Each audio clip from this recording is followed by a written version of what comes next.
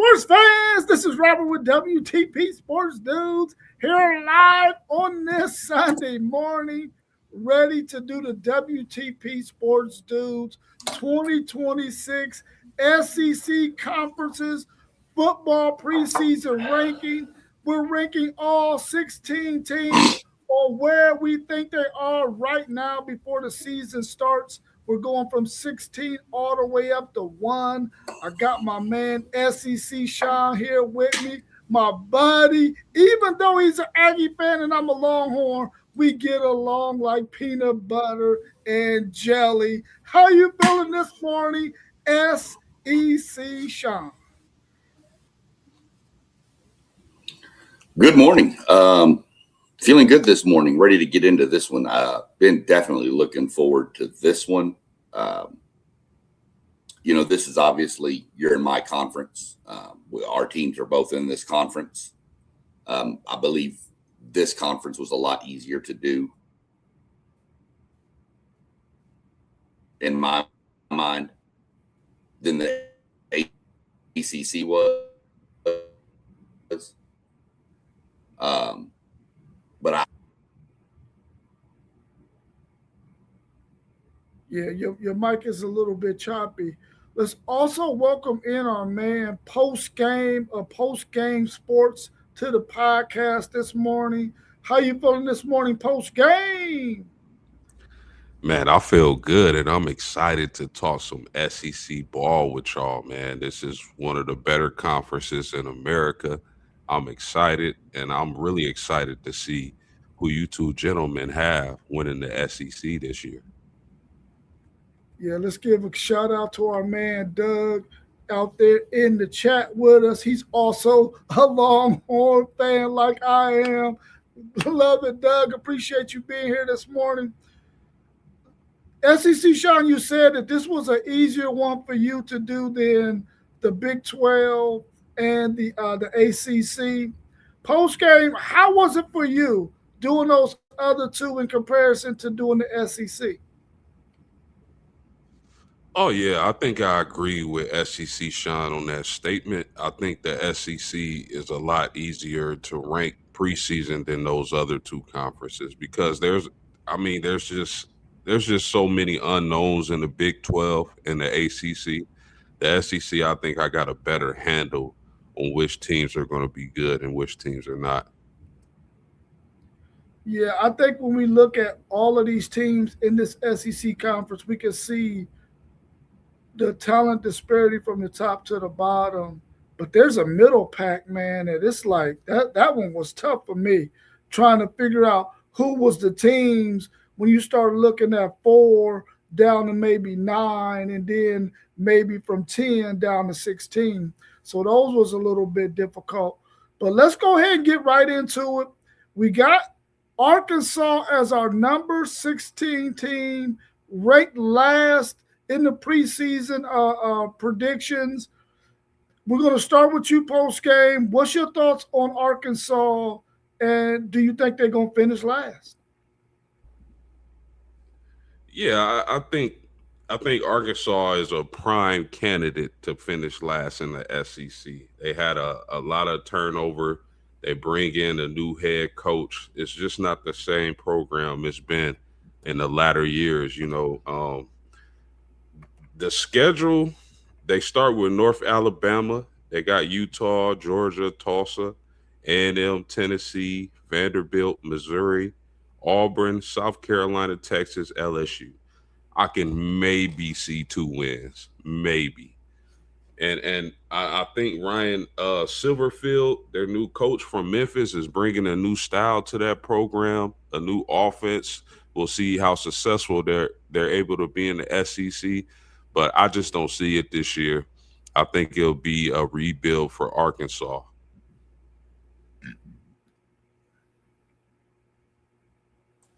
How about you, SEC? yeah, here's the deal. Post game, you're exactly right. They are the worst team in the SEC this year. You talked about a lot of turnover post game. How about the number 43 for the amount of incoming transfers? 16 on offense, 27 on defense. Now, let's be realistic. They probably needed 27 transfers on that defense. That defense last year, man, that just wasn't real good. They could not stop anybody. The offense was electric, but the defense was just bad. They've got some players coming in that they did get. They've got Chris Marshall, former Texas A&M wide receiver, out there. Had a rough stretch with some stuff and went to Boise State, I believe, and then transferred into Arkansas. Really hope that kid gets his stuff together. I think he's an electric talent. They've got a tight end out of A&M from a couple years ago, who I expect to be one of the better tight ends in the SEC. The problem's going to be quarterback. You're breaking in a new quarterback. You do have a backup that was over with Memphis with Silverfield, so he's a little bit more in tune with the offense, but it looks like KJ Jackson is going to be the starting quarterback going into the fall. We'll see how that all plays out, but people were, when Silverfield was hired, there was a lot of stuff blowing up on a bunch of different shows that I tune into, and people were not happy. People thought they settled. I think Silverfield is the right man for that job. He understands that region, being from Memphis, recruiting there. I think he's the man for the job. But year one for a head coach with a new system with that schedule that post-game rattled off, they by far got the toughest schedule in the SEC, and it's just going to be a bad year for them. They're just going to have to survive this year and get into next year and hope it gets a little better.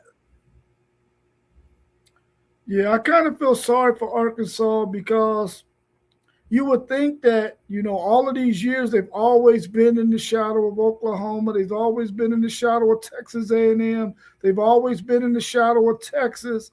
Now they got all three of those teams in their conference with them again.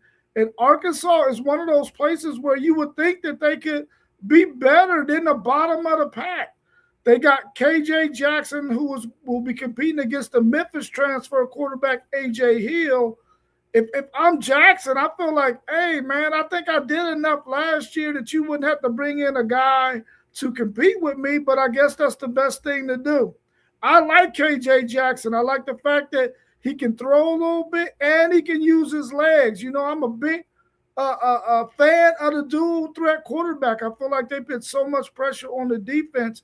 And when we watched Jackson come in last year against Texas in that second half, in that fourth quarter, he was able to do a lot against that Texas defense, which gave me hopes that they could be a lot better.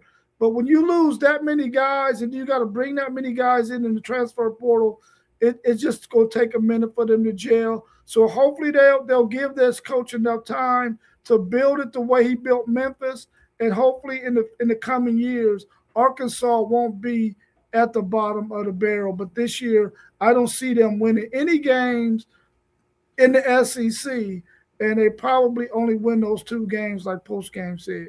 And it will probably be non-conference games. At 15, we got Vanderbilt. Now, the last two seasons under Diego Pavia at the quarterback, this team have been really, really good. What's your thoughts on Vanderbilt in 2026? We're going to start with you, SEC, Sean. Vanderbilt was everybody's darling the past couple of years in the SEC with Diego Pavia and all the hype that went with that. Well, he's gone.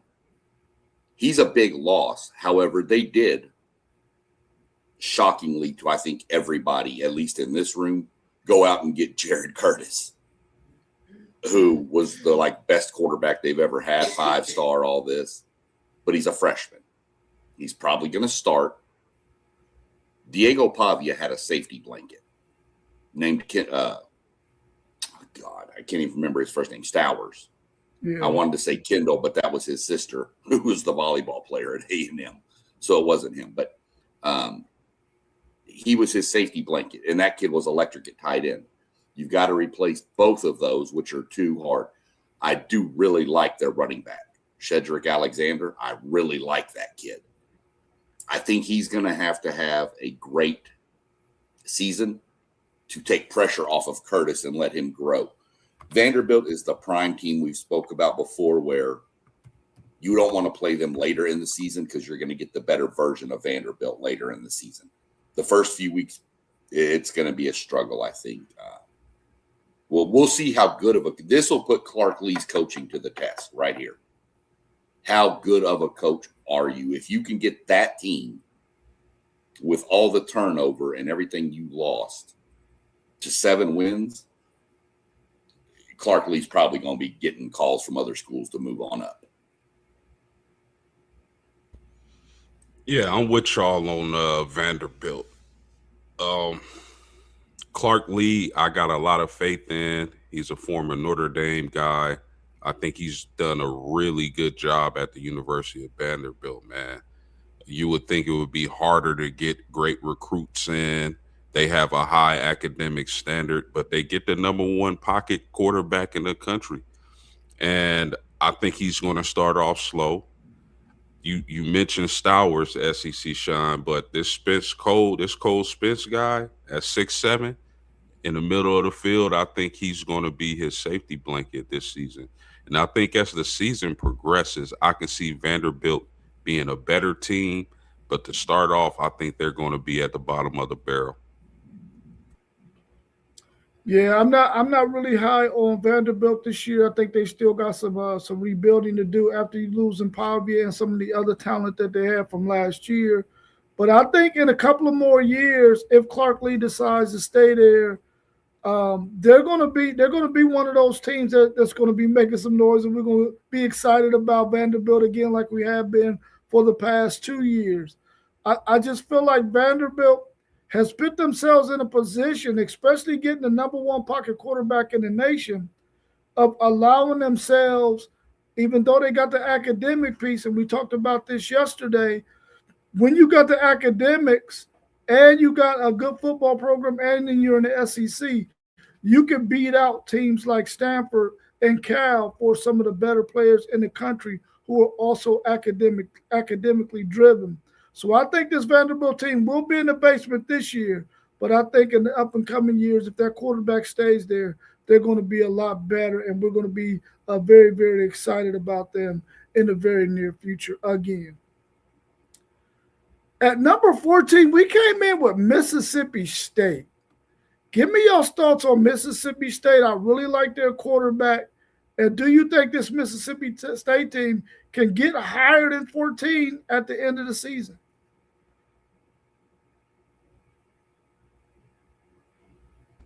Yeah, I mean, you said Kamario Davis. I think that kid has some talent, and I think if Mississippi State is going to finish a little better than where we project them to be, it's going to be on his back. Now, the thing about Mississippi State last season was their defense was terrible. I mean, they were giving up points left and right, like they were a points charity. So Mississippi State, I don't see having a good year this season, but I think they got some exciting pieces. They got a new defensive coordinator. I think Kamario Taylor could definitely make plays, but is it good enough? Do they have enough to compete with the rest of the teams in the SEC? I don't think so. Mississippi State is a swing team for me.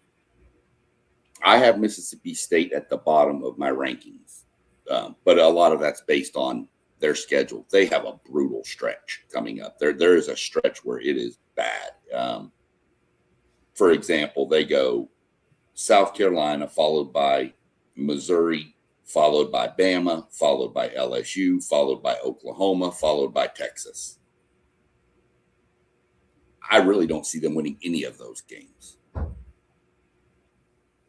But Kamario Taylor is the wild card here. Super uber talented kid, got all the abilities, but it's your first year to start. Yeah, he spot played last year, but I'll comp to Marcel Reed here from A&M. Spot started one year, came in and was the full-time starter last year, and had flashes that he could be great, but also had moments that made you want to pull your hair out. And if you're like me, pulling your hair out is not going to end well because it takes a little bit to try to figure out where is the hair to pull it. But they got some transfers. Marquise Johnson from Missouri can help on the outside. Dalen Evans from Texas A&M defensive tackle will help them on the line. And fellas, do you realize who their third string quarterback is listed as? Here's a name. Jaden Rashada. This is their third string quarterback. So it's Mississippi State is a swing team. They can bite some teams. I have Mississippi State winning 5 games this year. And they could possibly get to 6 if they can up and bite somebody. I mean, we've seen it. They almost bit Texas last year, Rob. They had A&M on the ropes at halftime. This team has got some stuff, and really like their running back, too, coming back. Fluff Bothwell, like that kid. Another probably honorable mention, all-name team for me. Anybody named Fluff, you got to give credit to. So I like them. I think they're a swing team. Could they get above 14? I could see them all the way up into like the 11, 12 range, but I don't see any higher than that. Yeah, this Mississippi State team, I really like their coach. I like their quarterback. He's got to get a little bit more experience under his belt. I love their running back. When he stays healthy and that run game is going, they are really, really tough. And you already know that when you got to travel to their stadium and play them at home, they're going to give you everything they got. They're going to be out there with them bells, and their fan base is phenomenal when it comes to supporting that team. I feel like that rough stretch that they're going to have is going to be what does them in, because, and I'm glad that Texas get them last out of those teams that you named, because they usually give Texas one heck of a fight, but maybe by that time they'll be beat up. But I thought that same thing against Florida, too, and Florida pitted on Texas. I feel like Mississippi State is just going to be one of those teams that will always be at the bottom of the barrel in the SEC, just simply because they're just not able to compete as far as recruiting-wise with the rest of those teams in that conference. This is a conference full of name brand teams, which makes it tough for teams like Vanderbilt, Arkansas, and Mississippi State, the ones that we got at the bottom so far. What's your thoughts on number 13, Kentucky? They came in at 13 on our list. I really like this Kentucky team. I just feel like they don't have enough pieces to get ahead of those other teams. That's why they're at 13. Give me your thoughts on Kentucky. We're going to start with you, SEC Shaw. Yeah, Kentucky is I called Mississippi State the wild card. Kentucky is going to be one of the unknowns in this conference this year. I think Kentucky, we all know Kentucky always has a really good defense. They've held some people down. Again, I'm not picking on you, Rob. I'll get to that later, but they gave Texas all they wanted, if not some, and then some. If it wasn't for the dumb decision to punt to Niblet last year, Kentucky probably beats Texas. Mm-hmm. Playing up there in Kroger Field you wouldn't think about it when you think of Kentucky, but that's a tough place to go play. They always get ready for that team up there. I'm real curious with the new coach. I know he's got, obviously plenty of ideas on how to fix Kentucky. Let's put it that way. Kentucky's just that team that I just don't know. I'm not real happy to play them. I am really glad we get them week 3. I'm really glad we get Kentucky early. And it's going to sound like a broken record with some of these teams. You do not want to see this team late, because I think they're going to have figured out who they are and what they are and how to go about it. Kentucky is 13th, but I could see Kentucky breaking the top 10 by the end of the year. Breaking into the top 10. I could see Kentucky having a really, really, really good season this year. Kentucky is one of those teams that they can have a good season, or it can come off the rails real fast and they could be behind Arkansas. We just don't know what we're going to get. But I really like what they've done up there. So we'll see how they move forward. What you got on Kentucky post game? Interesting team. I love the hire of Will Stein. They brought in like over 30 transfer portal additions. Kenny Minchie. Now, Kentucky for me is a team that could either be at this spot where we have them at 13, or they can surprise some people and move up in that top 10. Kenny Minchie is a stud at the quarterback position. And a lot of people are got to learn a lot about him this upcoming season. If you remember last year, he was in a battle with CJ Carr for the starting spot at Notre Dame.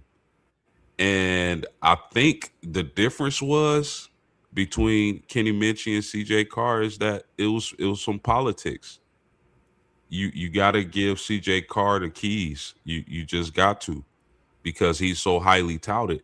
But the fact that Kenny Minchie made that battle so close and probably even outplayed CJ Carr in camp says a lot about that young man's talent, his ability to be a dual threat.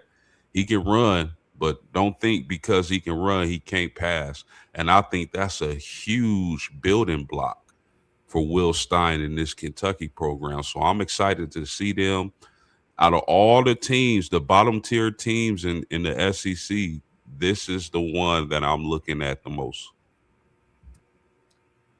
I'm kind of high on this Kentucky team, and that I think they're going to be better than what they were last year. I think 2 years ago they had a really good product on the field, and they gave some teams some tough challenges. Last year, I thought they had a good product. Their record just didn't reflect the talent that I think they had on their team. This year, I think they're going to be even more talented than what they were the last 2 years. Like you said, they bring in Minchie, who I think is a really good quarterback. They're going to They got C.J. Baxter, transfer running back out of Texas, who was the number one or two running back coming out of high school in the country a few years ago, coming back off of an ACL injury.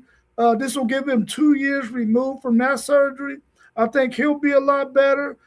I think this Kentucky team really has a chance to move in the top 10, like you both have said, because I think if they can put it together and they can win their home games, which that is a tough place to play. That stadium doesn't have a bad seat in the house, and Kentucky faithful are going to be in that stadium, which doesn't leave a lot of room for the visitors. I think this Kentucky team can be really, really good. It's a team that I'm going to watch really, really closely because I feel like they could make some noise and be in the top 10 in this conference by year's end. At number 12, we came in with South Carolina. And we know South Carolina has a lot of talent on this team. Their coach is definitely on the hot seat. We're going to start with you post game. Give us your thoughts on South Carolina. Yeah, you absolutely correct, Rob. I think Frank Beamer has to get the job done this season. Now, what that looks like, maybe top 6 in the SEC. Maybe they surprise some people and go on a nice little run. Their schedule is anytime you in the SEC, your schedule is going to be daunting. I think, they play Alabama. They at home for Kentucky, at Florida, home for Tennessee, at Oklahoma, home for A&M, home for Georgia, and they end the season at Clemson. Now, the thing about this team, they got to get Lenoris Sellers going. They got to protect him as well. And they went to the portal and tried to, piece up that offensive line to get it up to standard. But I mean, the weapons that Lenoris Sellers is gonna have this year makes me excited about this team. When you talk about a Nitro Tuggle, a really explosive wide receiver that started his career in Georgia, transferred to Purdue and is now at South Carolina, tailor made for Lenore Sellers. And then we don't even need to talk about Big Nick Harbor. That dude is an athletic freak. And I'm also excited to see him as well. So, and then you talk about some defensive pieces South Carolina has. I think they're set up for a little success this season. I would not be surprised if they exceeded expectations. This ball club has a lot of talent.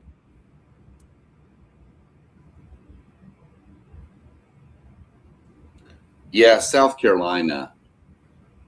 This is pretty low. I think we're all kind of a little waiting. This is a wait and see. Are we going to get 2 years ago Lenora Sellers? Or are we going to get last year Lenora Sellers? How's that offensive line? They lost some pieces off of it. I know they brought some pieces in, but it has to gel. We have, I know they had a defensive lineman come in who was supposed to be really, really good, but then was playing 3-on-3 basketball and blew his knee out. And so they don't even think he's going to play this year, which hurts that defensive front. They do have Dylan Stewart, who's not a bad person to have out there. It was our number 2 edge rusher in the country. We'll see how it plays out. It's a matter of let's see what happens. But post game, you're right. Shane Beamer, if he goes 4-8, I'm not even sure he sees the ends of the season. I'm not sure he's there for the 4-8. I think Shane Beamer has to get it going, and he has to get it going fast. I'm hoping they don't, because we travel to South Carolina in the middle of our rough stretch of the season, which I'll get into when we get up to my team. But I'm hoping they have a down year, because I really do not want to walk into that stadium in a night game on a Saturday night. That stadium is not fun to play in at nighttime. Those people are insane.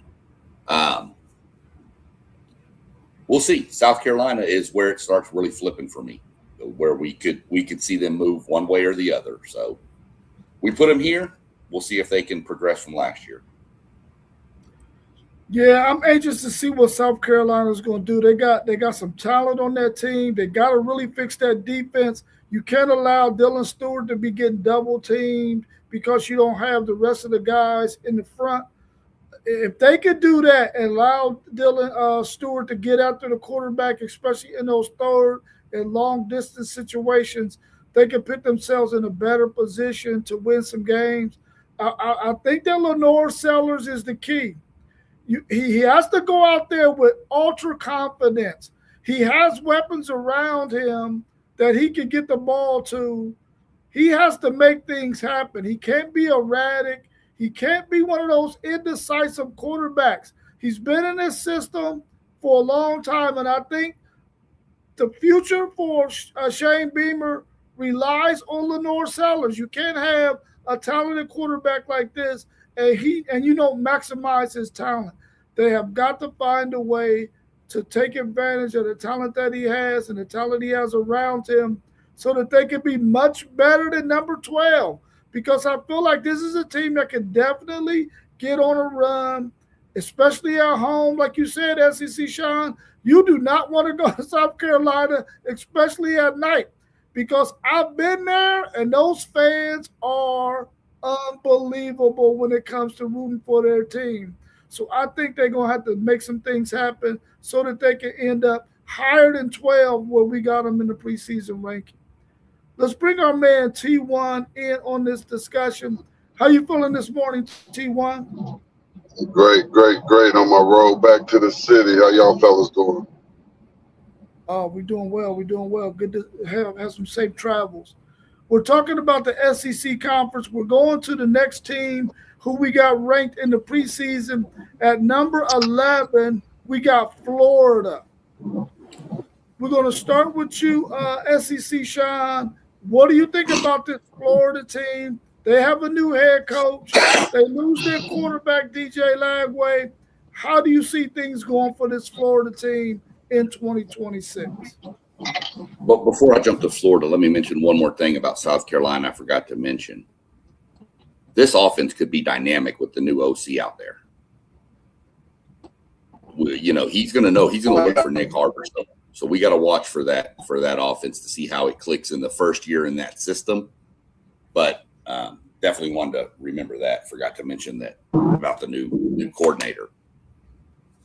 Florida, I think getting away from DJ Lagway was the best thing to happen to Florida. Like DJ Lagway, think he's a great talent, think he needs to stay healthy. I think that is one of those mutual, we need to part ways for both parties to be better.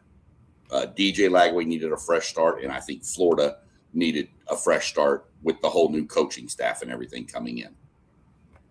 So Summerall is a good coach. We've seen what he's done. Have no doubt he'll get Florida going. Florida's question's quarterback. They've got to get quarterback play. They haven't had it, and they've got weapons on that team. We know there's athletes at Florida. You know, Dallas, Wilson. They've got probably, if not one of the best running back in the SEC, they've got one of the top three in Ball, Jaden Ball. Florida's always had a defense. We know that. They always get nasty on the defensive line. Secondary could be an issue for Florida, I think. With a whole new system coming in, learning all the different calls on defense and everything. So we'll see how it plays. But Florida is a team that I expect to be in a bowl game this year. I don't think they're good enough yet to challenge for a playoff position. But getting to a bowl game for where Florida's been the past couple years has got to feel like a win for them, in my mind. I know Florida fans don't want to hear that a bowl game is a victory, but for where you've been, it is. And so we're going to see how it happens and plays out. But I think Florida is really intriguing. I think you want to play Florida. You don't want to play Florida at home because I think the fans are going to be super going crazy in the swamp for that team and the direction it's headed. So we'll see how Florida plays out. There's just so many swing teams in the SEC this year that you can't pencil anybody in anywhere with this 9-game schedule, especially. Speaking of schedule, I know Florida's happy to get away from the schedule they've had for the past 2 years because, man, they shifted that to Arkansas. So that's going to be another thing to watch. 100% agree with all that. And the interesting thing about Florida, like you mentioned, SEC, Sean, is that schedule. They might have a schedule to put them where they overachieve this year. I'm looking at the schedule and they play Mississippi, they play Texas, they play Georgia, they play Oklahoma. I think the rest of the games on this schedule are winnable. And of course, it all depends. You get a first-year coach. You know, you got Summerall coming over from Tulane, who he has some success at Tulane, and I really like him. But, I mean, if there's going to be an overachieving team, a team that beats their expected win total and maybe maybe goes 10-2, 9-3, 8-4, somewhere around that range, I think it's going to be Florida. Now, SEC, Sean mentioned this. They got to figure out the quarterback position. Jaden Ball is a dude. I love watching Jaden Ball play. I think he's just super talented, athletic, strong, can catch the ball, can run the ball, whatever you need, Ball can do it. So Florida is an interesting team. I struggled with Florida and Auburn personally when I rank these teams because you just don't know with having a new coach and new system in place. I think their defense is going to ball out. Their offense will be the question, but it won't be the question if they feed Ball. Yeah, I think this is one of those teams as well, post game, that it was just kind of hard to rank them because you really don't know with a new coach, new quarterback. You know, they got Ball, who was a fantastic running back. We know Dallas Wilson is a number one receiver. They got those pieces, and we know their defensive front is going to be solid as well. We don't know exactly what they're going to look like on the back end, but we do know this, that they're going to come and play hard every week that they play at home in the swamp. And if you got to travel there, they're going to give you a game. And I think they have enough pieces to where they can play ball control offense and really run the ball with ball and control the clock and get that thing in the fourth quarter with an opportunity to win, which might be able to allow them to get higher than where we got them ranked at number 12. I mean, number 11. So I really like this Florida team. I hate the fact that Texas has to play them for a third time in a row. I was hoping that we didn't get that, but we did, and hopefully Texas can prevail because I know they're going to have a chip on their shoulder because of how Florida did them last year, which I believe kept Texas out of the playoffs because they didn't beat Florida, of course. But I like this Florida team. I think they're going to be one of the better teams that's down there around 10, 11, 12. I think they're going to be a really tough team to beat at home. So I'm anxious to see what Florida does this season. I'll be watching that team really, really closely. At number 10, we came in with Missouri. Post-game, give us your thoughts on Missouri. And do you think Missouri is higher than maybe where they should be? Missouri for me is, man, the last few years they've been getting a lot of hype in the preseason. And I never was really a believer in them, but what Drinkowitz has done with this team, I think he's done a great job for the situation. Missouri being in the SEC, but I really love their running game and how they run the ball. Now the key for Missouri is going to be Ahmad Hardy's health, and I like the depth they got at running back. They got a couple of them at Missouri. Ahmad Hardy is a special player. He's a special running back. And I think that's kind of, I know Missouri has a few players on the defensive side of the ball who can make plays. I think they lost their best pass rusher in the portal, but it's all going to come down to that running scheme and how successful they can be running the ball. Missouri is a team that, like, overall, I don't expect them to contend for a SEC title, especially at the quarterback position. Can they figure that out? They got Austin Simmons now, the transfer from Mississippi. We'll see how that goes, but I think Missouri's success is going to depend on Ahmad Hardy. Yeah, you're right on, Post. But just some intel I'm hearing, not take it for what it's worth. I've seen it on other different shows and different things I've read. But it's going to take Ahmad Hardy a little while to get back into form. It was a little more serious than what most people thought. We're not going to get into all the details of it, but people, if you need to know what we're talking about, you can Google it and find out. But it's going to take a little bit. Luckily, they have Jamal Roberts, who's not a slouch either. He's a good running back. Their biggest advantage is their schedule. They have, while you're trying to get Ahmad Hardy back into full game shape, is what I'm mentioning with that. You got Arkansas Pine Bluff. Shout out Arkansas Pine Bluff. Our buddy Doug Jones' daughter plays softball there. Then they get Kansas, which, I mean, come on, it's Kansas. Then they have Troy. Then they get Mississippi State. Those are their first 4 games. So you've got time to work Ahmad Hardy back in before you get into the meat of your SEC schedule. So Jamal Roberts has to carry it. Austin Simmons, I'm not high on Austin Simmons. No disrespect to Trinidad Chambliss, coming out of a Division II Ferris State and wins the job over this highly regarded Austin Simmons. Austin Simmons has been injured too. So I'm not sold on him. I think Missouri would have been better off going with their sophomore Zollers, Matt Zollers, who played last year when Prebula went down. But that's just again, I'm not Eli Drinkowitz. So, take that for what it's worth. But Missouri's running game has to be their calling card. And what are you going to get from that defense? That defense looked good in flashes last year, and then they looked like they were lost. So we'll see what happens. You mentioned playing whoever y'all were playing. I forget who it was. Who we just talked about. Florida 3 years in a row, right, Rob?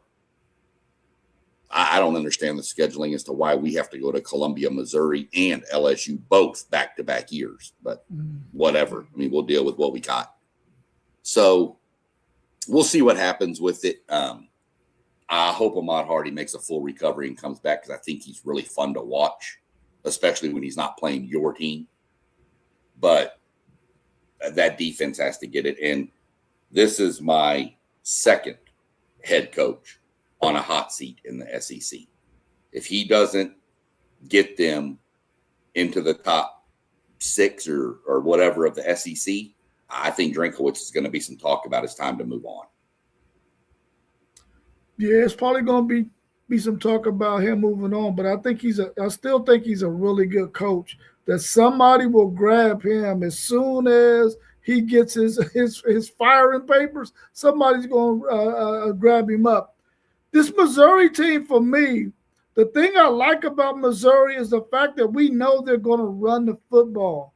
And whenever you got a defense that's not as good, a good run game helps a not so good defense every time. And I feel like this is a Missouri team that's going to be able to run the football and allow a not so good defense to stay rested and to stay as fresh as possible.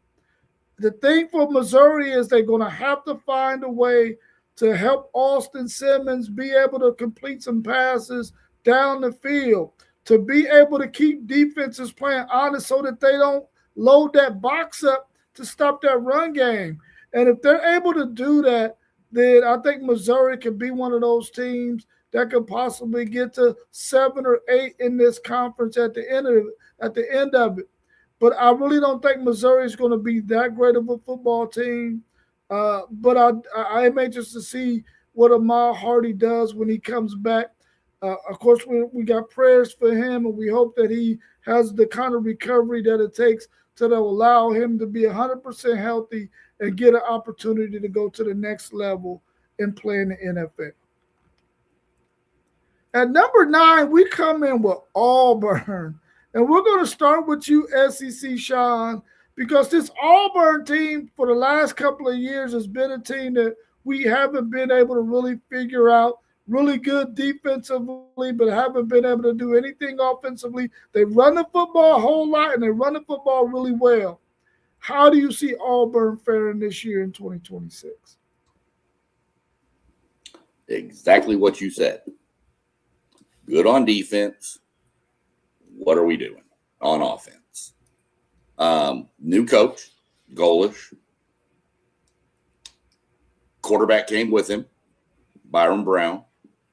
Like him, think he's good. Not sure his game's going to translate to the SEC where he was able to, and the play wasn't there, break down and scramble. Now, he's a bigger body quarterback, so he might. But he's going to be hit a lot harder than he was hit in the SEC. So we'll see how he can hold up. Y'all, they have like 10 transfers on offense that are all expected to start. Most of them came with Golish. Let's be fair about that. When you have a new coaching staff, that happens. Auburn had problems last year protecting the quarterback. I mean, their quarterback was sacked. It looked like David Carr from the Houston Texans back there from a couple years ago. Getting just sacked on every other play. I think Oklahoma sacked him 11 times. A&M sacked him like 8 or 9. And they've got 5 new offensive linemen. Now, they're all transfers, and a lot of them came with Golish. But, I mean, 5 new guys on the offensive line for a team that couldn't protect the quarterback. We're going to see they lost some receivers in the portal. Obviously, the most notable, Cam Coleman. They haven't had a good offense in years. But I think their defense is good enough to let them grow into what they're going to be. So I've got Arkansas decently high. I think they're going to really, really surprise some teams this year and make a run. Not necessarily, obviously college football playoff, but Arkansas, I believe, will be in a bowl this year, which much like Florida would be a win for that program based on where they've been. Yeah. SEC Sean is saying Auburn, not Arkansas. Yeah, I got my rankings up and I was looking at the wrong A. Yeah. Yeah, What's your take post game? I disagree a little bit with SEC Shine. I think Golish, Byron Brown, and a lot of those players coming over and transferring to Auburn, I think the transition is going to be a little smoother, especially on the offensive line. Now they got some offensive linemen transferred from other places, so I agree with that.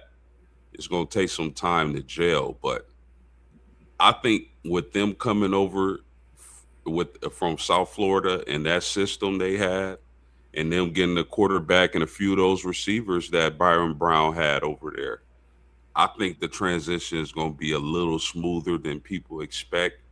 I think Byron Brown is going to be a dude. I think he's going to be a monster in the SEC. I really do. I really like his game. His physicality, his ability to make plays is going to be awesome. Auburn has to be solid on defense if this is going to work as well. So that's what I'm looking at when it comes to Auburn. I can see this team being one of those teams we didn't expect to be where they were when we're at the end of the season and we're looking at who's who and then looking at the standings as well. I like this Auburn team a lot, fellas. I think Byron Brown is a dude. I think they're going to be a little bit better than 9. Yeah, I know we got Auburn at 9, but I'm telling you right now, I think they could get somewhere around 6, even 5, because this team last year defensively was ultra physical.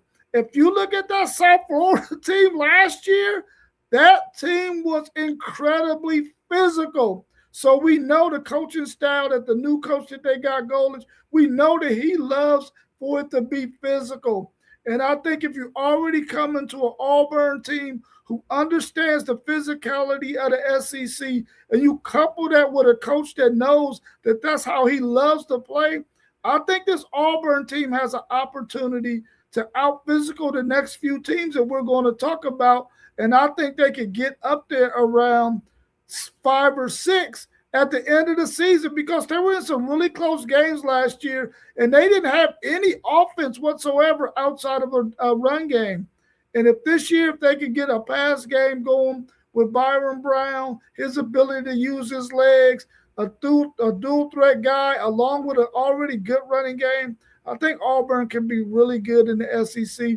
Do I see them going to the college football playoffs? Absolutely not. But I think that they can be much better than the next few teams that we're going to play, that they're going to we're going to talk about if they can get it all together. I really like that Auburn team. I got to show my man Jeremiah Cobb some love. I think he's going to be in a really good position rushing the ball with Byron Brown being his quarterback. Yeah, I agree. I agree. At number 8, we're going with Tennessee, the Tennessee Vols at number 8. Now, I think when you think about that brand, Tennessee, you don't see them in the middle of the pack of the SEC, but we got them at number 8. What's your thoughts on them? And we're going to start with you post game. Yeah, Tennessee is another one of those wild card teams that SEC Sean has been talking about today. I think last year their quarterback play surprised me, having the transfer in there and him being able to get the ball down the field. They had a lot of receivers, but I mean, their running game is going to be key with Deshaun Bishop. Deshaun Bishop is a dude, and I don't think a lot of people talk about him much. But anytime you put up over 1,000 yards and 16 touchdowns, that you know you doing something right. But I think the quarterback position is going to be key. I think if they would have granted, man, I forget the quarterback from last year's name. Forgive me, y'all. But if they would have granted him another year, I think Tennessee would have been higher on this list. For me personally, at least. But they going with George McIntyre. At least that's what it's looking like right now. Last year, they probably would have been a better team if their DBs were healthy. They had a lot of injuries as far as the defensive backs go. So we'll see how they do. I don't think they're going to get close to winning the SEC title or being a playoff team, but I think this is going to be a team that can surprise some people and beat some teams that they're not favored to beat if they can figure out that quarterback position.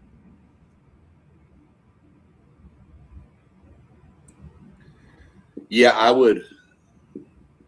I'd love to flip this game on the schedule with your Longhorns, Rob. If you'd will it, we could make a trade if you like. I'll figure something out. I would like to play Tennessee when y'all are playing them, not when we're playing them. Y'all get them first in the SEC. Everything is McIntyre is listed as the starter. I don't believe that. I believe Brandon Faison is going to be the starter. I think Heupel can build a quarterback. He knows. I think, yeah, for sure, Post, you're right. If Aguilar would have gotten an extra year, I think Tennessee's way up this list. Mm-hmm. But they lost – they'll have receivers there, but they lost some receivers to the NFL too. So freshman quarterback should have a pretty good offensive line, had a pretty good one last year. Bishop, I mean, lean on him while you're getting the quarterback going. Pretty much the same thing Florida. I said about Florida. You got to lean on the running game till you get your quarterback rolling. Defense is going to be where it's at. They're going to be okay on defense. I think it's going to take another year under the new regime that's coming in. I believe it's Jim Knowles took over the DC position there. My understanding is it takes about 2 years to get his system down. So we'll see how that plays out. But Tennessee is very, very intriguing. It's going to depend on what do they get from the quarterback. We know what Bishop can bring. We like their tight end and Ethan Davis. I really like him a lot. So we'll see how he plays out. But to me, it's going to be what do you get from the quarterback position, and can that defense hold up? Because I know they lost some back end of that defense to the NFL too, and one of their guys they were looking to start this year transferred to A&M. So we're going to see how the back end holds up. Yeah, hopefully Jim Knowles can get this defense playing better than what they played last year. And I know it takes a couple of years to get his system down. But if they can play a little bit better defense, I think that might give Josh Heupel a little bit more breathing room, because I think he could possibly be one of those coaches on the hot seat as well. Because Tennessee, even though they made the college football playoffs 2 years ago, they haven't really played up to Tennessee standard when you think about the Tennessee football program. I like what they have there. I agree that if Aguilar was their quarterback, we would have them way higher up on our ranking, much higher than number 8 being in the middle. I just really feel like there's a lot of questions that have not been answered yet for this team. I'm glad Texas get them early in the season. It gives Texas a better opportunity to probably beat Tennessee, even though it's in Knoxville. I might make that trip. I ain't 100% sure yet. But I really think that this Tennessee team in a couple of years, if they can keep Heupel and if they can keep Jim Knowles, they're going to turn the corner, man. And we're going to start talking about them being one of the top 3 teams in this conference, but especially the way we see Alabama starting to fall. And then with that, we come in at number 7 with the Alabama Crimson Tide. What's your thoughts on them? We'll start with you, SEC Sean. And do you feel like their coach could possibly be another SEC coach on the hot seat? That's what we call a lead-in, because you're exactly right. The problem is I think he'd be on the hot seat with the fans, but he ain't going nowhere. Yeah. They just signed him to a huge extension, which jumped his buyout up to like $72 million. They're not paying the buyout. They're just going to ride with it. So will Paul Feinbaum will explode. That will be some of the funniest stuff to listen to if Bama has a bad year. It's going to be hilarious. We all know that's one Take Zay's favorite show. So Bama's got some dudes on defense. Janze Perkins, or Pierre, I think is his name. Pierre. And then Ray Hubbard at strong safety. That dude is nasty. He's going to be something else. Offense is where my questions come in. Some things you're seeing are going to say Austin Mack. I don't think Bama can play Austin Mack. I think the fan base and everybody wants Keelan Russell to get the shot. This kid was super talented, high recruit, super athletic. I think that's what the fans want to see. Austin Mack's been there. So is Russell, of course, last year. But I just think it's Russell. You got to go with Russell when you're kind of not knowing. So what are you going to get from Russell or Mack, whoever starts? And let's be real, Ryan Coleman Williams needs to bounce back into form from what he was. He had a down year last year. There was some drops he had that made you scratch your head, where he was making insane catches as a freshman, passes that were hitting him right in his hands. He was just dropping last year. So he's got to bounce back. And Alabama, when you think Alabama, you think run the ball.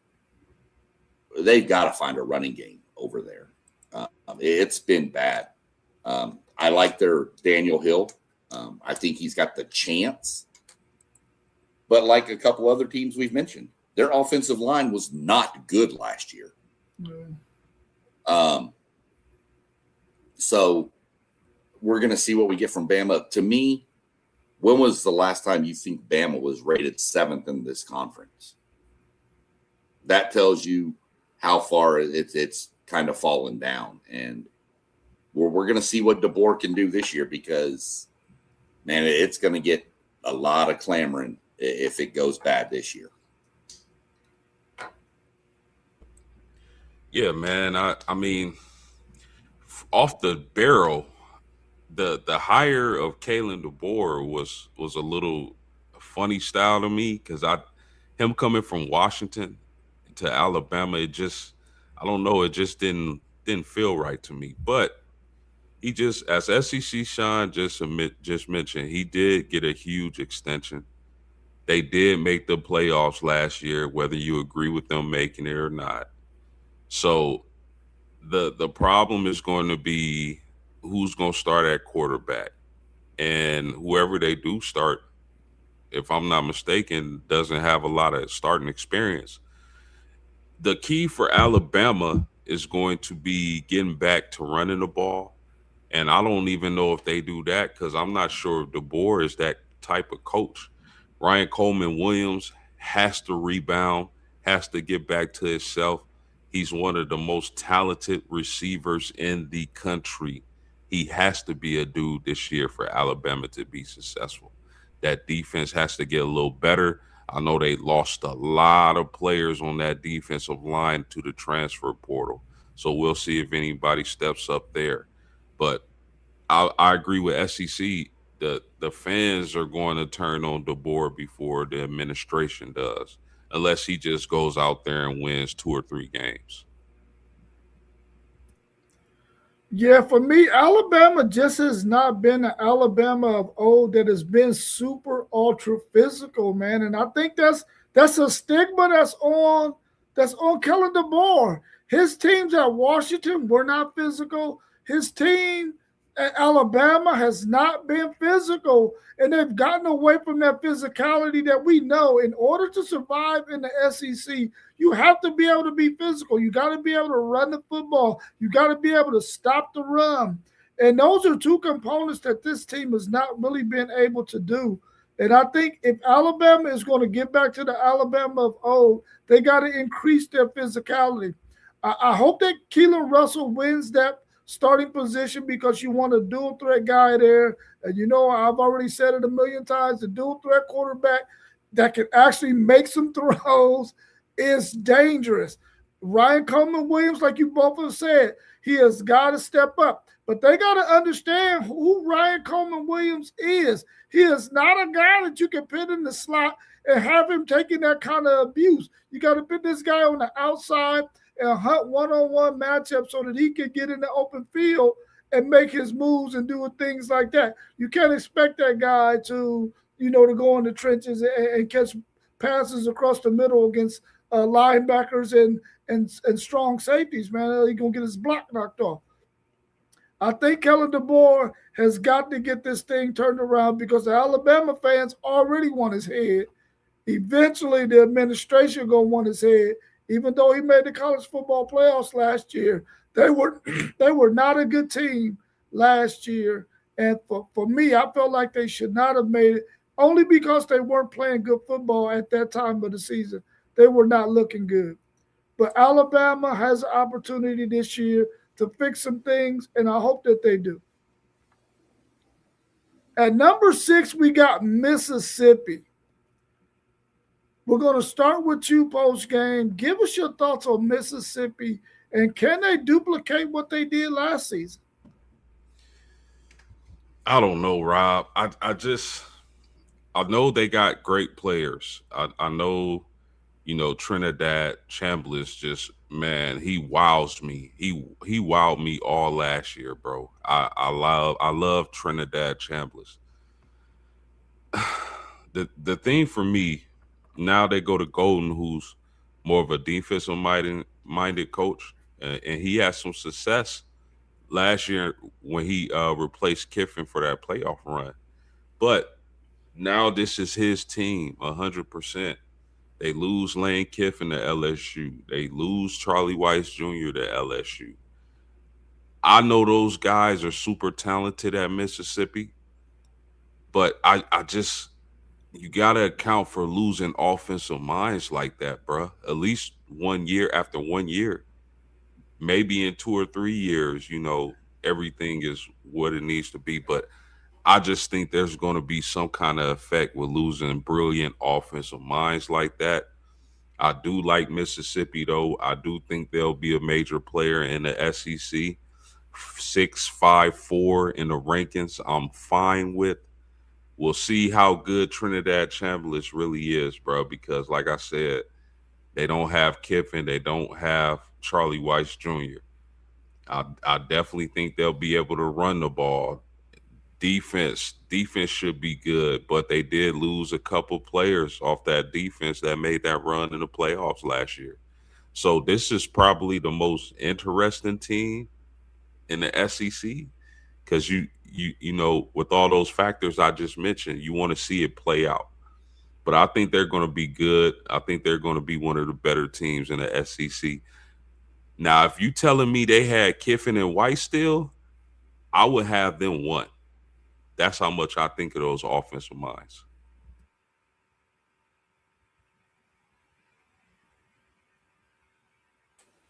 Yeah, that's the key right there. Post game, losing Charlie Weiss.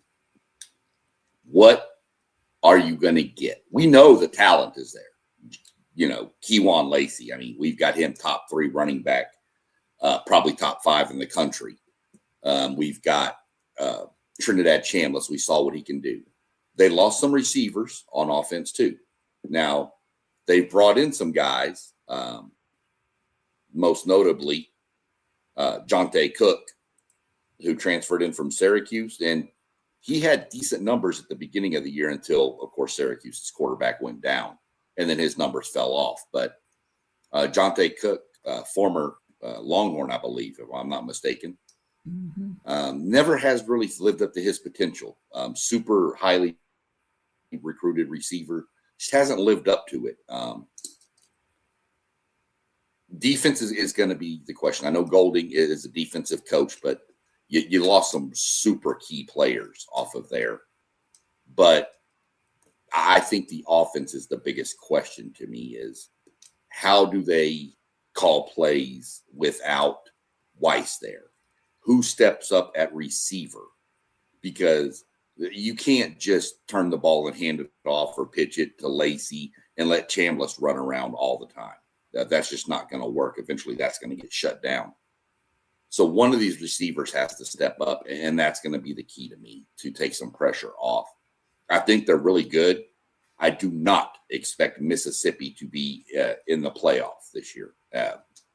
I think they can finish about somewhere where we've got them in the SEC.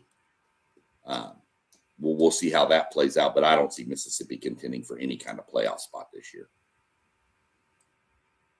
Yeah, I'm glad you mentioned Jonte Cook. I was wondering where he ended up at because I know that he traveled to a couple of different places. He landed in a really good landing spot in Mississippi. Syracuse was a good landing spot for him too because we know they're going to throw that football. I really hope that Jonte Cook, because he was one of the top wide receivers coming out the year he came out maybe 4 or 5 years ago.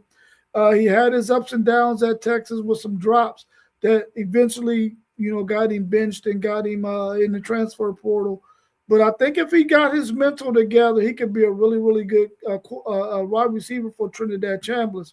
I think the run game is going to be solid. I just don't know if they're going to be able to stop teams or play as good as defense as they did the previous year. That might be their kryptonite. Their defense might not be able to do as much. And I don't know if Trinidad Chambliss is going to be able to do as much as he did without Lane Kiffin and Weiss. So hopefully this Mississippi team can land right around where we got them at, maybe even 5. But I think that's about as good as I can see them doing with the pieces that they lost, the coaches that they lost, and the fact that we don't know if Trinidad Chambliss is going to be as good as he was last year. Now, we know Keywan Lacey going to ball out, but we don't know if the quarterback is going to do as well as he did last year, and he was phenomenal last year.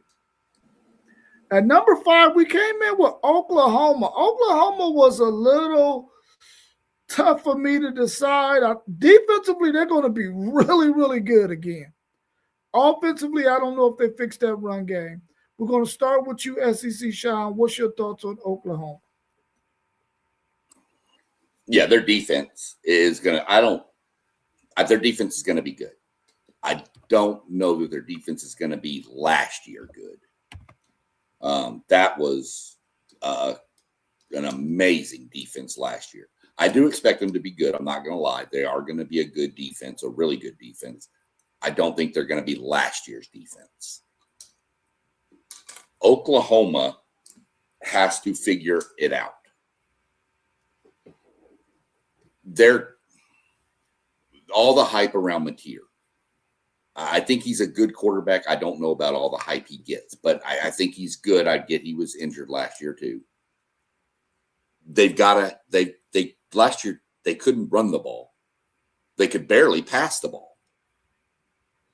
They've got to lead now. A lot of that Oklahoma's offensive line might have been second worst in the SEC behind Auburn last year. It was bad. If that doesn't get fixed, it's not going to matter. Oklahoma will go 8-4 this year if that offensive line plays like they did last year. I just don't know that they have the weaponry on offense. I like some of what they've got on offense. I like some of the players. I just don't know if they're going to have the consistency they need to do what they need to do. Let me pull up their roster real quick. I mean, they did get, obviously they have Satania back, who I like. I like him a lot. Mm-hmm. They got your favorite player from the University of Texas, Parker Livingstone, transferred to your most hated rival. So that gives them another weapon. But, I mean, Xavier Robinson running back, Tory Blaylock. Tory Blaylock. I mean, who's going to step up? I just don't know. Oklahoma's offense is going to have to do something, or that defense is going to get exposed eventually because they're going to be on the field so much. So we'll see what happens with them. But I think defense will be good. Offense is the huge question mark. Question for both. You can both answer this real quick when you're done with your analysis. If Oklahoma goes 8-4, 7-5, is Venables given another year, or does the seat get too hot for him? Good question. I mean, Brent Venables, I man, it's he has to do something this year in my mind. The SEC shine broke it down perfect. I think Oklahoma is going to be really good on defense. I'm not sure if it'll be last year's defense, but they got some dudes in on that defense with the Bowen brothers. I think really highly of them. The key on offense is going to be running the ball. Can they run the ball, take some pressure off John Mateer? Because I think they're going to rely on Mateer and his ability to run the ball way too much, and he'll get injured again, and then your season goes where. I love Parker Livingstone. Can you imagine if he would have stayed at Texas with the receivers they got? Oh my goodness. Satania, they get Trell Harrison, another transfer. So they got some pieces. They just got to put it all together on offense. But they're not going anywhere if they're not going to be able to run the ball again this year. So they got to be able to run the ball. They can't run Mateer into the ground. He's not going to make it through the season in that SEC. So Brent Venables, they're going to be a solid to great defense or anywhere in between. They got to be able to run the ball and take some pressure off John Mateer if they're going to be successful this year. But I don't think Oklahoma is going to make the playoffs. Yeah, for me, Oklahoma, their line will be another year older, but they're still not going to be very good. They're not going to be able to run the football outside of Mateer and his runs. And like you said, post game, they can't afford to run this guy too much. Otherwise, he's going to get banged up. He hasn't really even though he was in the Heisman Trophy running early in the season, he was the leader. He really hasn't been that great of a quarterback when you put his whole season together now. Granted, he hurt his thumb last year, and the year before he was at Washington State. I just don't think that you can count on John Mateer to lead your team to the college football playoffs. We know defensively is how they got there last year. Their defense is going to be good again this year. I don't know if it's going to be as good as it was last year, but at the same time, I think that if they offensively can't control the clock long enough to get that defense enough rest, eventually that defense will start to falter as well. I got Oklahoma at 5, and we got them at 5. I think simply because defensively, we know they're going to be good. But offensively, without that run game, man, that's the biggest question mark for me. And I don't think it's going to be much better than it was last year. And eventually, in the second half, teams are going to start to pull ahead of Oklahoma. And if they go 8-4, 7-5, it might be time to part ways with Brent Venables, in my opinion.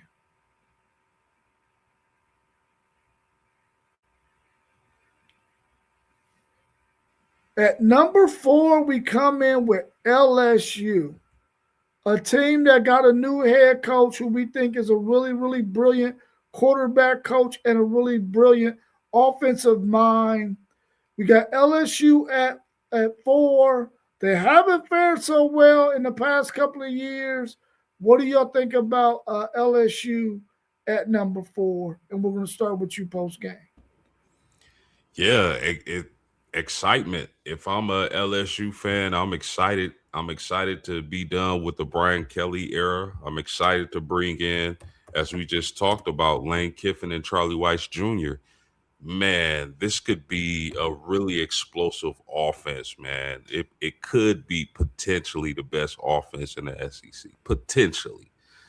There are some really good offenses, no doubt about it. But man, when you think about some of the players they got, Sam Levitt, we talked about Trey Green the other day, Winston Watkins, Jackson Harris, Jace Brown. This offense could be must-see TV, must-see TV. But on the other hand, it could take a little time to gel for LSU. I mean, their defense should be good too. You talk about Whit Weeks, one of the best linebackers in the country. So the only thing I think about when I think about LSU, is not if, it's when. When are they going to be a great program? Is it this year or is it next year? Do they start slow and end fast? I don't know. But I love the building blocks Lane Kiffin has in Baton Rouge. I love the players. I love his coaching staff.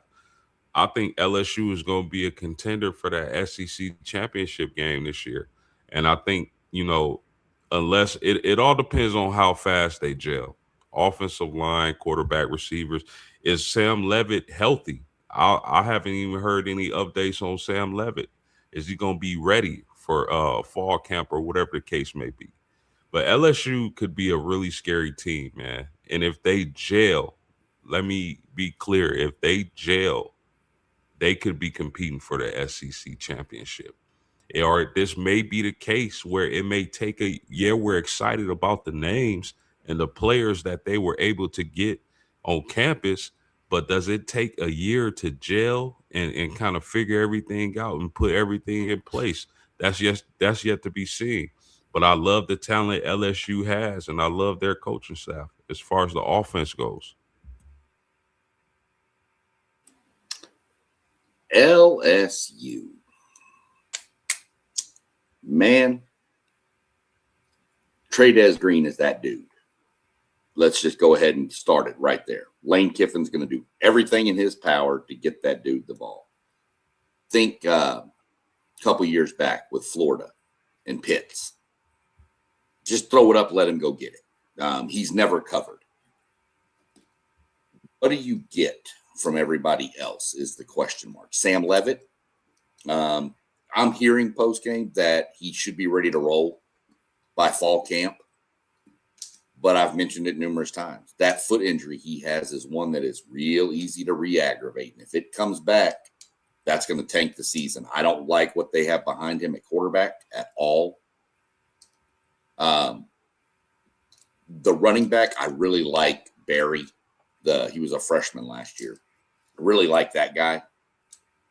But that offensive line, it's another that this was a theme last year with some of these teams in the SEC was offensive line play.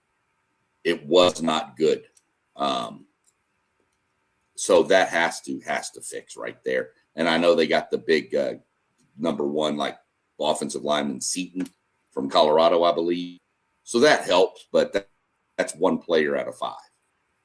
And if it gets to the point that line is not that good, they're going to have to figure out how to keep a tight end in, which you're going to have to put another tight end on the field because you're not leaving Trey'Dez Green in the block. That just eliminates your offense. So I think it does take a year to gel. This is another team.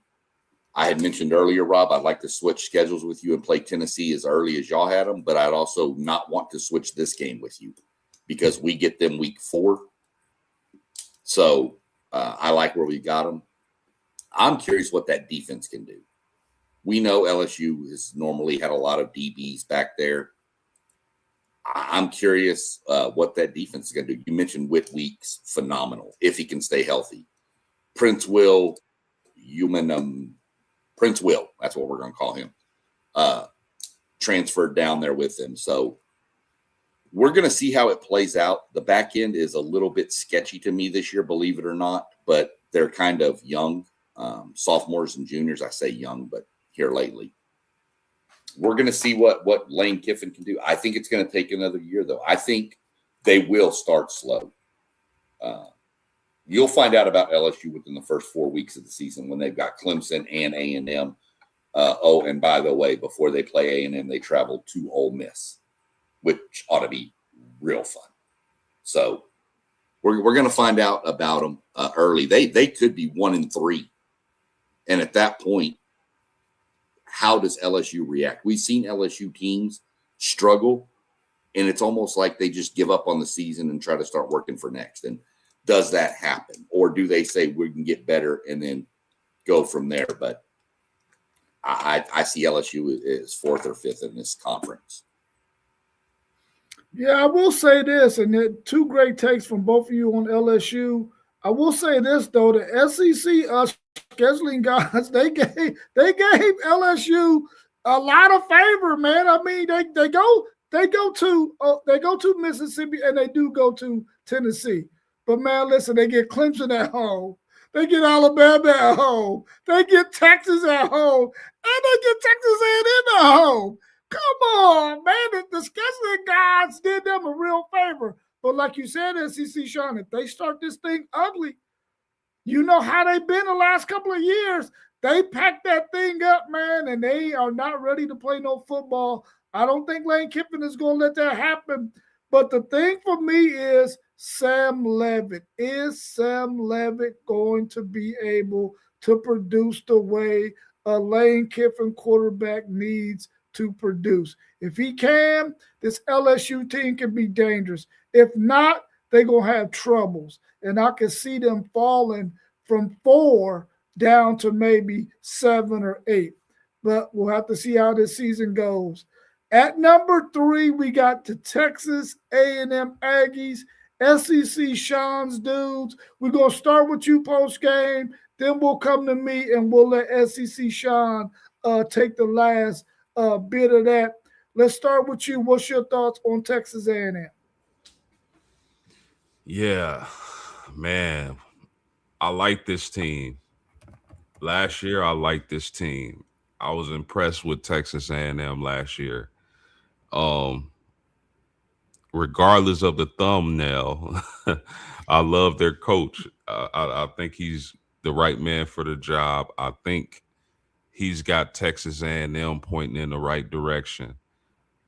The key for Texas A&M to me is going to be Marcel Reed and his progression as a quarterback, not just a playmaker, a guy who can use his legs, but a guy who can, be accurate and get the ball downfield and not commit turnovers.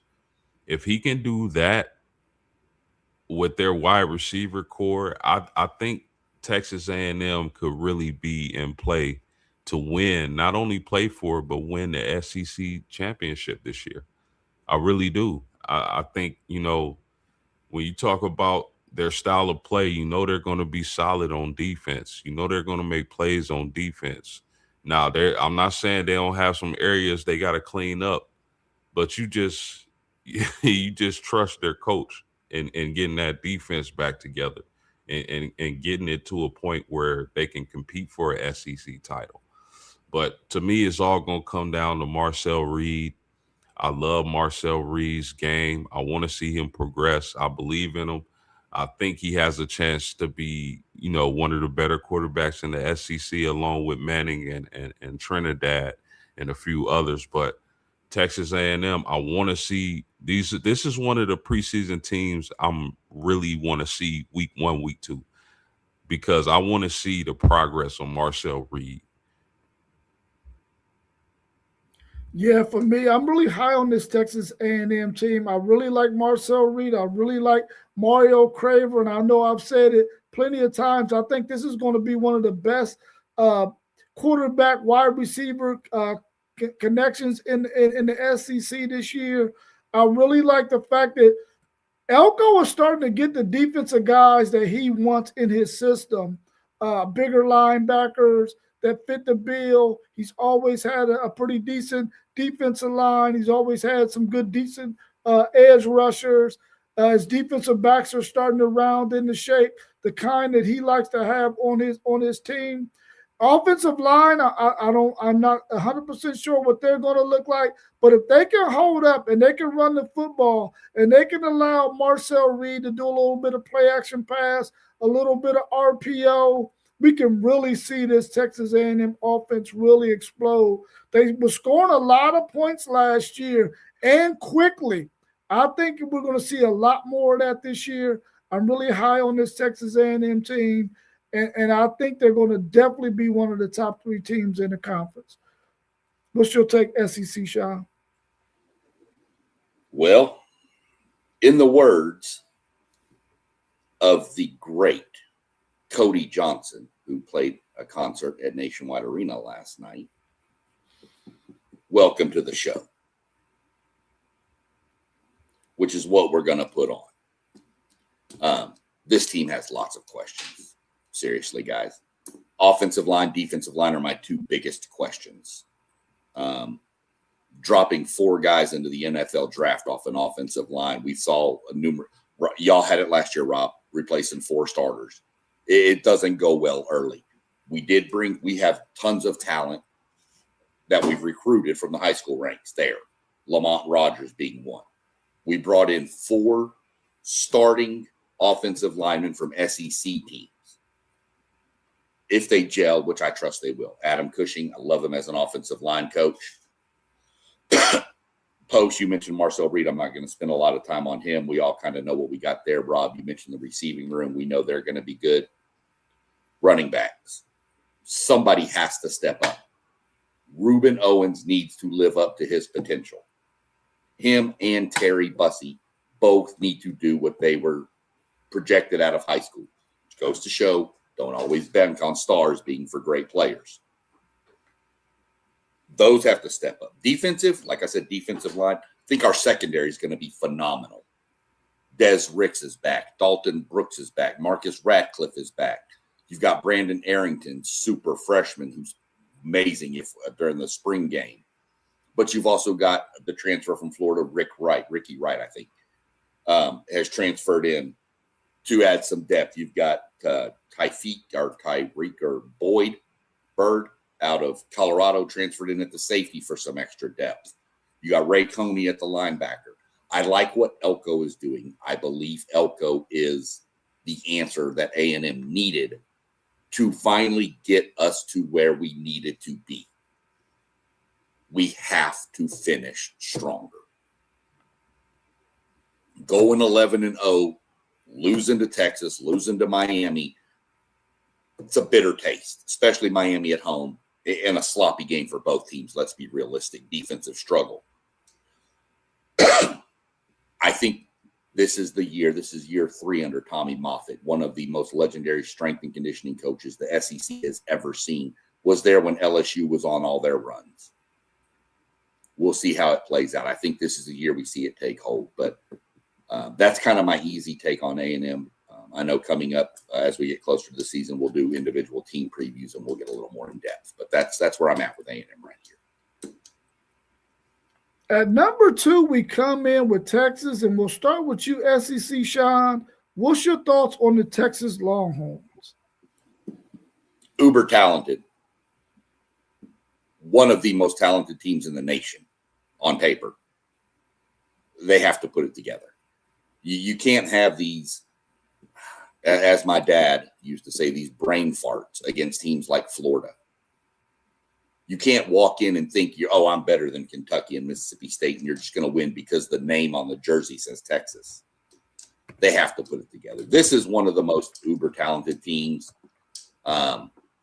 We've seen Cam Coleman, Arch Manning, Hollywood Smothers. I mean, come on, let's just go. Your offensive line has to get better, Rob. Same with A&M. We have to see what we got. Defense, I don't really. Maybe the back end could be a few questions with Muschamp's new system. But, I mean, you have the best edge rusher, maybe one of the best, if not the best pound-for-pound player in all of college football, Colin Simmons. Turn him loose, let him do what he does, and we'll see from there. I expect Texas to fully be in the college football playoff and probably make a run. Wouldn't surprise me if we saw an Ohio State-Texas rematch in the national championship game at all. Yeah, uber talented is definitely what you think about when you see this Texas team. It's loaded like a Las Vegas burrito. But, I mean, Cam Coleman, Ryan Wingo, Emmett Mosley, that's a hell of a receiving core to have. And I think those guys are going to make a lot of plays. But the key for me in this Texas offense is going to be the running game, because you think about this. You got Hollywood Smothers and Raleek Brown, and Arch Manning has wheels. So that's going to be a really difficult running attack to stop and game plan for. And then if you get too greedy and come up to the line of scrimmage, Cam Coleman can pop you. Ryan Wingo can pop you. They got playmakers everywhere. Now as we talked about last season going in, the one reservation I had for your Longhorns, Rob, was that offensive line. I agree with SEC Sean. They gotta be better. They gotta be improved, and it's looking like they are going to be. But we're going to have to see it play out on the field. The defense is going to be spectacular. I think if there's any holes, it might be the secondary, but up front, man, y'all front seven is going to be amazing. And I really like Rasheem Biles, the transfer from Pittsburgh. That's a guy everybody was saying was going to go to Ohio State, but he picks Texas. And then Colin Simmons, that I fully expect Colin Simmons to have the type of season to where he's a top 3 NFL draft pick. Texas Longhorns, I would not be surprised if they won the conference regular season and the SEC championship game. Yeah, for me, Texas has probably got the best roster that they've had in the past 15 years. And right now, Steve Sarkisian has depth on top of depth on top of depth that he's going to have to be able to take Texas to the next level. This cannot be like many people say about Texas. Yeah, they got all these pieces and they got all this hype, but then they don't end the prize. They don't win the prize at the end. They have got to dethrone Georgia this year and be the SEC champs, whether it be regular season or no. It got to be the SEC championship game. They got to dethrone Georgia. I think they have the team that can do that. I feel like offensively, he has every piece that he needs to have a really, really good offensive season. I think defensively, if Will Muschamp and the defensive back coach, the safety coach can mesh that front end with the back end, Texas can be really good defensively. I think the defensive secondary is the biggest question mark for me too. I just don't know if those guys are going to pick up on Muschamp's system fast enough for them to be able to, to do the things they need to do. By season's end, though, they're going to be really, really good. So hopefully Texas can turn the corner and dethrone Georgia as the best team in the SEC.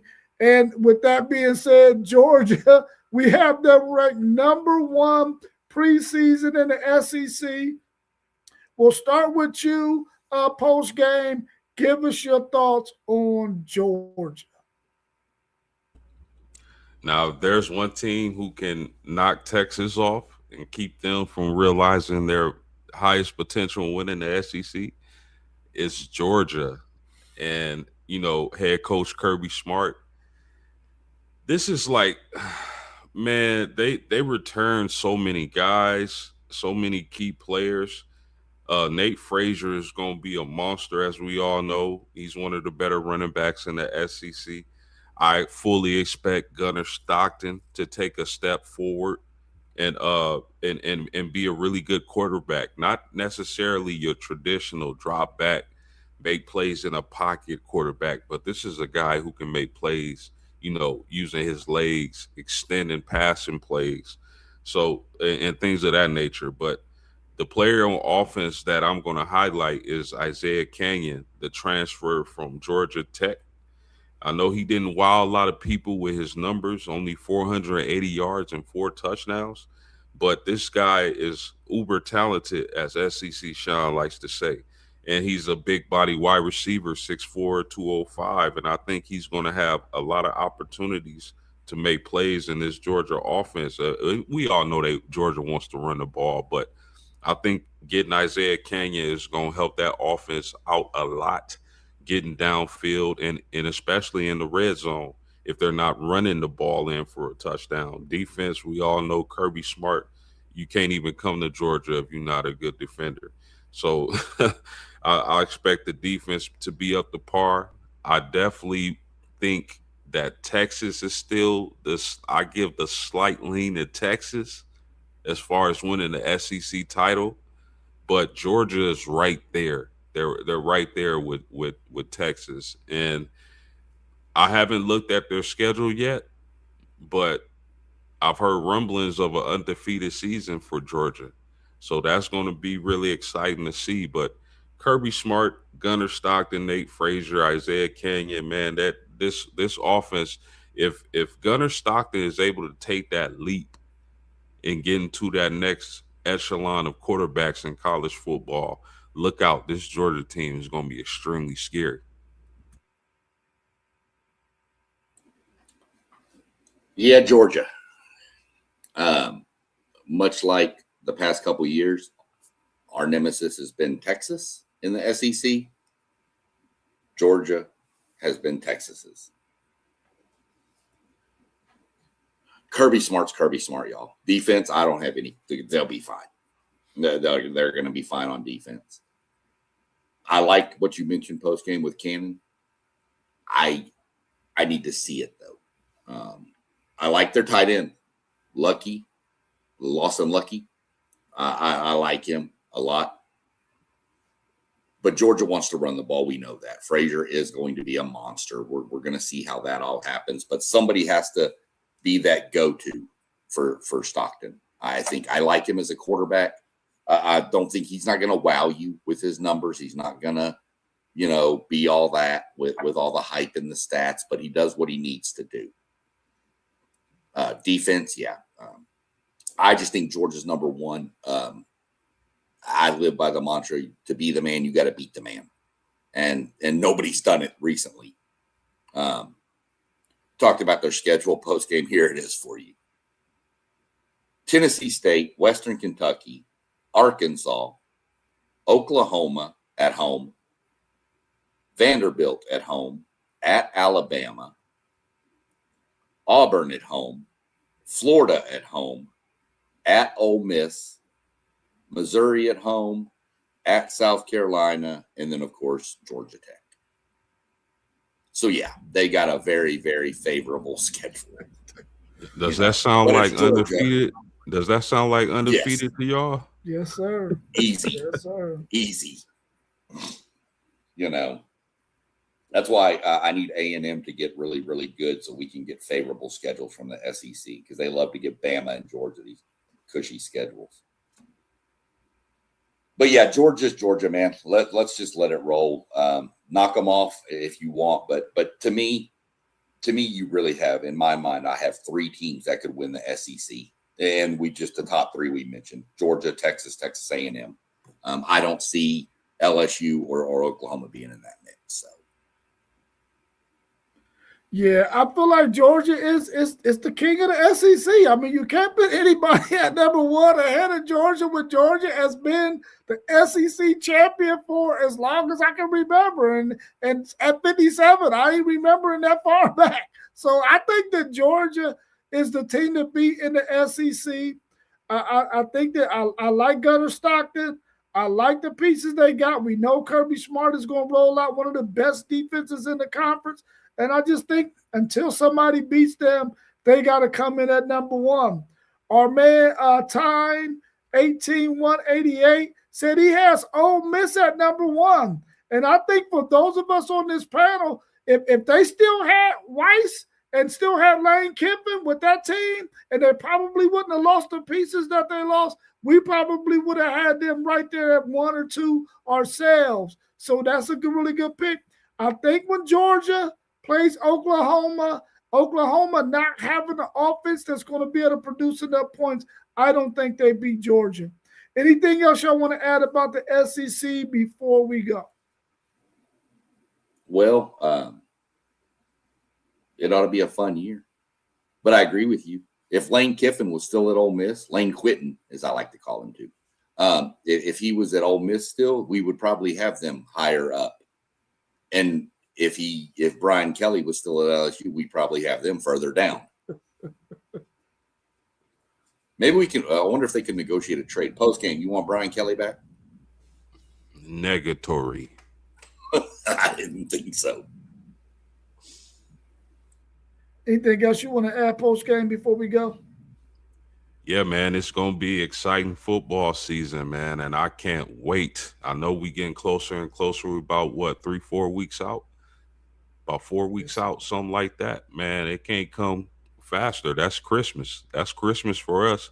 We used to, when we were kids, waking up on Christmas and opening up those gifts was everything. Now that we men, this is Christmas for us. So I'm excited, and the SEC conference is definitely going to be something to watch, man. It's going to be really exciting, and I can't wait. Yeah, well, let's finish up with prayers for CJ2K, former running back of the Tennessee Titans. He's battling ALS. Let's keep him and his family in our prayers. We thank everybody for tuning in. Make sure you subscribe, hit the like button.